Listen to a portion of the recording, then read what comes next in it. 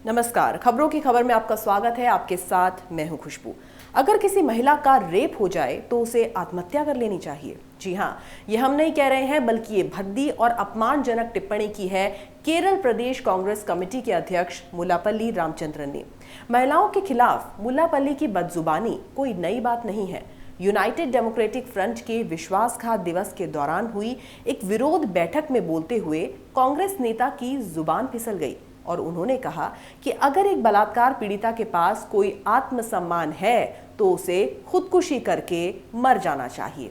केरल कांग्रेस के प्रदेश अध्यक्ष रामचंद्रन ने सोलर मामले की अभियुक्त सरिता नायर का जिक्र करते हुए कहा कि मुख्यमंत्री पिनराई विजयन एक सेक्स वर्कर को लाकर बच नहीं सकते। ये बात उन्होंने सरिता नायर की ओर इशारा करते हुए कही, जो इस मामले में मुख्य आरोपी है। आपको बता दें कि राज्य की एलडीएफ सरकार कांग्रेस काल में हुए सोलर घोटाले को लेकर सख्त रुख अपना रही है। इस संबंध में मुख्य आरोपी सरिता नायर ने कांग्रेस नेताओं पर गंभीर आरोप लगाए थे। गिरफ्तारी के बाद सरिता ने कहा था कि कई कांग्रेस नेताओं ने उसका यौन उत्पीड़न किया था। कारण चाहे जो भी हो, लेकिन महिला सुरक्षा की दुहाई देने वाली कांग्रेस के वरिष्ठ नेता का इस तरह महिलाओं को लेकर घिनौना बयान देना वाकई बेहद शर्मनाक है। यहाँ तो नेताजी ने रेप जैसे दुष्कर्म का गुनहगार ही बदल दिया है। एक तरह से देखा जाए तो वो महिलाओं को ही इस गुनाह की सजा देने की बात कर रहे हैं, और वो भी आत्महत्या, यानी कि सीधे तौर पर फांसी की सजा। हमारे देश की यही विडंबना है कि महिलाएं कितनी भी आगे बढ़ जाएं, अक्सर हर गलती की सजा खुद महिलाओं को ही दे दी जाती है। यहाँ नेताजी महिलाओं के आत्मसम्मान की बात कर रहे हैं। अब कोई जाकर उनसे ये पूछे कि जब कोई पुरुष किसी महिला का बलात्कार करता है तो उस आदमी का आत्मसम्मान कहाँ मर जाता है। अब नेताजी अपनी सफाई देते फिर रहे हैं। उन्होंने इस बात को खुद ही कबूल कर लिया कि उनका गुस्सा राज्य की एलडीएफ सरकार को लेकर था। सही बात है, सोलर मामले को लेकर सरकार कांग्रेस काल के इस घोटाले पर जिस तरह से सख्ती दिखा रही है, तो ऐसे में नेताजी का खिसियानी बिल्ली की तरह खंबा नोचना तो लाजमी है। कांग्रेस के नेताओं का इस तरह से महिलाओं का मजाक उड़ाना कोई नई बात नहीं है। कुछ समय पहले भी केरल की स्वास्थ्य मंत्री के शैलजा को कोविड रानी कहकर उनका मजाक उड़ाया गया था। जहां एक तरफ केरल महिला आयोग की चेयरपर्सन एमसी जोसेफिन और राज्य की स्वास्थ्य मंत्री के शैलजा ने उनकी आपत्तिजनक टिप्पणियों पर नाराजगी जाहिर की है, वहीं दूसरी तरफ पूरे देश में उनके इस बयान की तीखी आलोचना हो रही है। केरल का हाल तो तब है जब कांग्रेस अध्यक्ष राहुल गांधी केरल के वायनाड से ही सांसद हैं और उन्होंने ये सीट रिकॉर्ड वोटों से कब्जाई थी। कांग्रेस के दिग्गज इस तरह के बेतुके बयान देने में माहिर हैं। वो बीते साल भारत को दुनिया की रेप कैपिटल डिक्लेयर कर चुके हैं। राहुल गांधी ने केंद्र की बीजेपी सरकार पर निशाना साधते हुए कहा था कि मोदी जी बात तो मेक इन इंडिया की करते थे, लेकिन जब देश का नागरिक अखबार खोलता है तो हर जगह रेप इन इंडिया ही दिखाई देता है।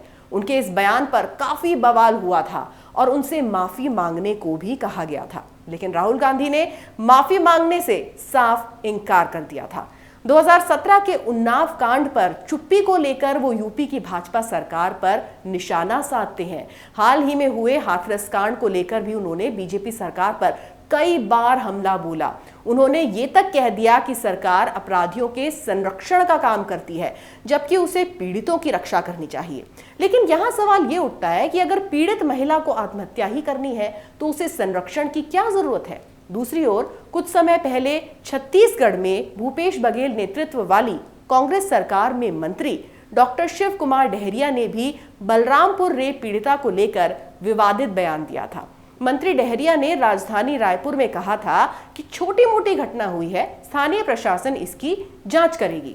हालांकि बयान के विरोध के बाद मंत्री जी सफाई देते नहीं थक रहे थे।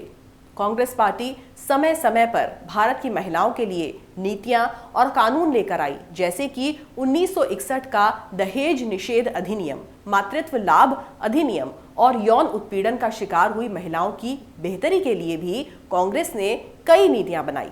साथ ही 1985 में पूर्व प्रधानमंत्री राजीव गांधी ने महिलाओं की जरूरतों पर विशेष ध्यान देने के लिए महिला और बाल विकास विभाग की स्थापना की। लेकिन इन सब प्रावधानों की जरूरत क्यों है? अगर महिलाओं के साथ हुए गुनाह का खामियाजा खुद महिलाओं को ही भुगतना पड़े। हाथरस में 20 साल की लड़की की मौत के मामले के बाद देश भर में राजनीति गर्मा गई थी। प्रियंका गांधी ने कहा था कि पीड़िता न्याय के लायक है, बदनामी के नहीं। वो राहुल गांधी के साथ जाकर पीड़िता के परिवार से मिली और उन्हें ढांढस बंधाया। राज्य की बीजेपी सरकार को बदनाम करने के लिए हाथरस में कांग्रेस के नेताओं का काफिला रुक ही नहीं रहा था। कांग्रेस की ओर से महिलाओं को लेकर डिजिटल कैंपेन भी चलाया गया। राहुल गांधी ने कहा कि सरकार को जल्द से जल्द अपराधियों को जेल में डाल देना चाहिए। उन्होंने समाज को बदलने की भी बात की और अब कांग्रेस ही रेप को लेकर महिलाओं के खिलाफ ऐसी स्टेटमेंट दे रही है। क्या इस तरह से बदलेगा समाज? जब दिसंबर 2012 में निर्भया कांड हुआ था, उस समय कांग्रेस नेतृत्व वाली शीला दीक्षित सरकार क्या कर रही थी? आंकड़ों की माने तो भारत में हर 16 मिनट में एक रेप की घटना होती है। तो अगर केरल के मंत्री जी की नसीहत पर चले तो हर 16 मिनट में एक महिला को खुदकुशी कर लेनी चाहिए। दरअसल यहाँ बात महिलाओं की सुरक्षा की नहीं, कांग्रेस की राजनीति की है और इस राजनीति के चक्कर में महिलाओं का आत्मसम्मान अक्सर भेंट चढ़ जाता है।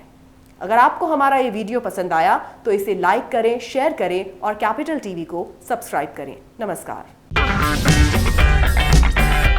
अगर आपको हमारा वीडियो पसंद आया हो तो इसे लाइक करें, हमारे चैनल को सब्सक्राइब करें और हाँ, बेल आइकन दबाना ना भूलें ताकि आप तक हमारे वीडियो की नोटिफिकेशन पहुंचती रहे।